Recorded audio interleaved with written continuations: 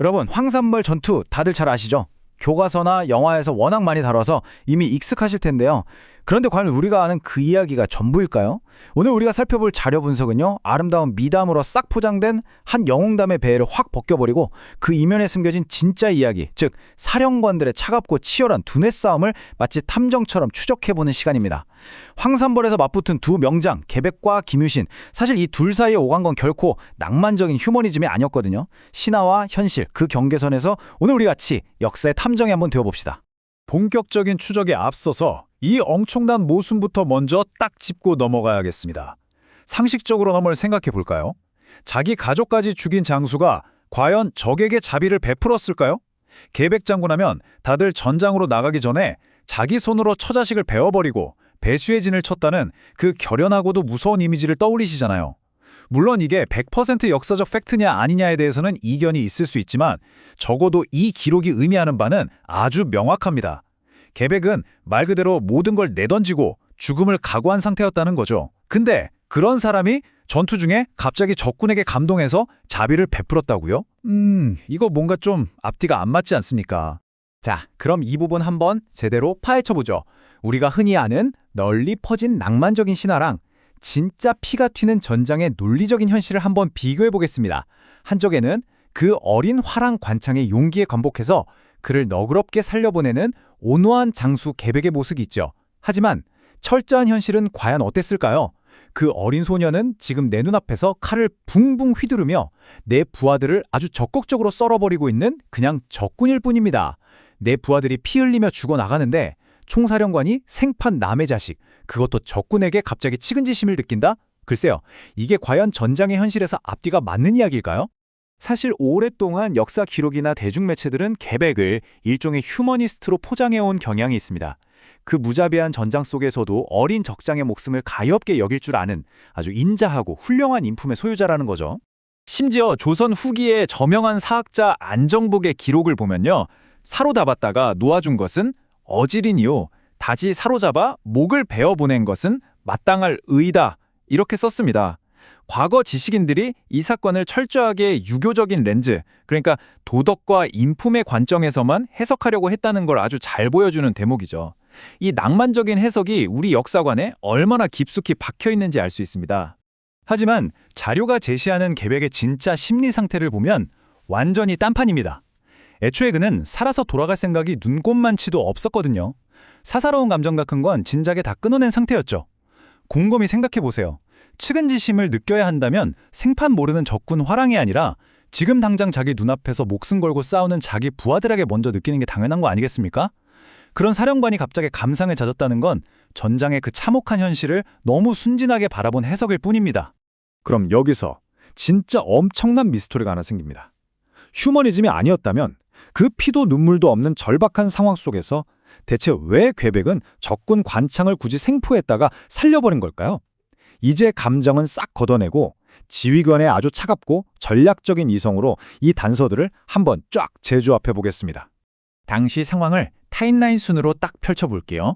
첫 번째 단서, 먼저 신라의 반굴이라는 화랑이 단독으로 백제 진영에 뛰어들어 칼을 막 휘두르다 전사합니다. 솔직히 이때까지만 해도 계백은 전쟁 공포에 미쳐서 흥분한 병사가 혼자 돌격했나 보다 하고 그냥 넘겼을 수 있어요. 근데 두 번째 단서, 얼마 지나지 않아서 똑같이 어린 관창이 홀로 쑥 돌격해 들어옵니다. 여러분, 한 번은 우연일 수 있지만 두 번은 무언가 이상하지 않나요? 이게 뭘 기가 막히게 보여주냐면요, 웬만큼 눈치 없는 지휘관이 아니고서야 이 상황이 단순한 어린애들의 만용이나 돌발 행동이 아니라 철저히 계산된 패턴이라는 걸 단번에 알아차렸을 거란 겁니다. 신라 수뇌부에서 작정을 하고 젊은 화랑들을 자살특공대처럼 한 명씩 순차적으로 밀어넣고 있다는 그 소름 돋는 사실을 말이죠. 그러니까 계백이 관창을 살려보낸 건 절대 낭만적인 배려가 아니었어요. 적장 김유신에게 직접 쏘아보내는 아주 차갑고 날카로운 경고장이었던 거죠. 수작 부리지 마라. 너희 속셈 이미 다 간파했다. 우리가 눈치 없이 얘네 죽여주면서 네 장단에 놀아나지 않을 테니까 이런 쓸데없는 소모전은 이제 그만해라. 살아서 돌아가는 관창은 바로 이 묵직한 메시지를 전달하기 위한 가장 확실한 수단이었던 겁니다. 자, 그럼 이제 시선을 돌려서 반대편 진영 두 번째 섹션인 김유신의 잔혹한 계산수 쪽을 한번 들여다보겠습니다. 당시 김유신은요, 말 그대로 미치기 일보 직전에 엄청난 지정학적 압박을 받고 있었어요. 황산벌에서 이 백제 결사대에게 발이 묶여서 당나라 군대랑 약속한 날짜를 못 맞추면 나당 연합작전 전체가 와르르 무너질 수 있는 완전 초비상 사태였거든요. 어떻게든 진짜 무슨 수를 써서라도 이 교착 상태를 당장 깨부숴야만 했습니다. 부하들의 사기를 한계치까지 확 끌어올릴 극단적인 충격요법이 필요했던 거죠. 그래서 김유신이 고위 장군들의 아들인 반굴과 관창을 사지로 툭 밀어 넣은 겁니다. 이건 적을 향한 공격이기도 했지만 동시에 자기 휘하 장수들에게 던지는 무언의 아주 무시무시한 협박이었어요. 죽기 살기로 싸워서 돌파할래? 아니면 네 아들들 하나씩 사지로 내몰리는 거 구경할래? 와, 정말 피도 눈물도 없는 잔혹하고도 소름 돋는 심리전의 대가다운 발생 아닙니까? 관창 역시 무슨 철 모르고 적진에 뛰어든 풋내기가 아니었습니다. 이 화랑들은 자신들이 철저하게 계산된 희생양이라는 걸 이미 알고 있었어요. 자신들의 그 참혹한 죽음이 신라군 전체의 분노와 투지를 용암처럼 끓어오르게 만들 기폭제라는 걸 말이죠. 이건 아름답고 감동적인 희생이라기보다는 군대 전체를 움직이기 위해 세팅된 아주 치밀하고 잔혹한 전술적 도구에 가까웠습니다. 결국 김유신의 이 무서운 수법에 말려서 계백은 완벽한 딜레마에 빠지고 맙니다. 살려보내자니 저 녀석이 또 와서 내 부하들을 베어버릴 거고, 그렇다고 죽이자니 김유신이 애타게 기다리고 있는 신라군의 분노 폭발이라는 그 폭탄 스위치를 내 손으로 직접 꾹 눌러주게 되는 꼴이었으니까요. 진퇴양난, 그야말로 빠져나갈 구멍이 없는 완벽한 지옥의 함정이었죠. 막상 상황이 이렇게 흘러가니까 계백에게는 정말이지 선택의 여지가 없었습니다. 경고를 무시하고 눈앞에서 다시 달려들어 아군을 썰고 있는 적군을 내 부하들이 피 흘리며 죽어나가는 걸 뻔히 보면서까지 또 살려보낸다? 그건 사령관으로서 부하들의 신뢰를 완전히 저버리는 짓이니까요. 결국 이 끔찍한 심리전은 예정된 비극으로 끝이 납니다. 계백은 자기 부하들을 지키기 위해 눈물을 머금고 관창의 목을 팹니다. 그리고 딱 그 순간 김유신이 아주 치밀하게 짜놓은 그 잔혹한 시나리오가 완벽하게 작동해버리죠.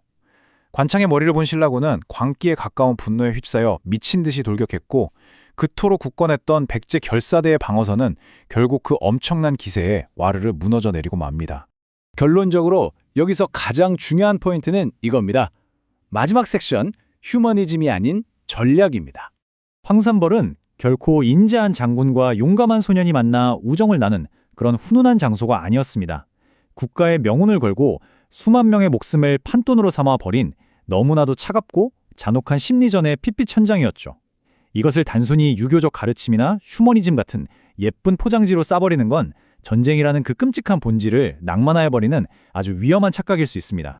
오늘 준비한 분석은 여기까지입니다. 우리는 역사를 읽을 때 너무 쉽게 영웅을 찾고 미담에 열광하곤 하죠. 하지만 한번 생각해보세요. 그 달콤한 신화에 흠뻑 취해서 피비린내 나는 전장에서 그저 살아남기 위해 발버둥 쳤던 인간들의 그 차가운 계산과 잔혹한 현실을 우리가 애써 외면하고 있었던 것은 아닐까요? 지금 여러분이 찰떡같이 믿고 있는 또 다른 아름다운 역사적 미담들, 과연 그 이면에는 어떤 서늘한 진실이 숨어 있을까요? 다음 시간에도 아주 흥미롭고 예리한 해설로 다시 찾아오겠습니다.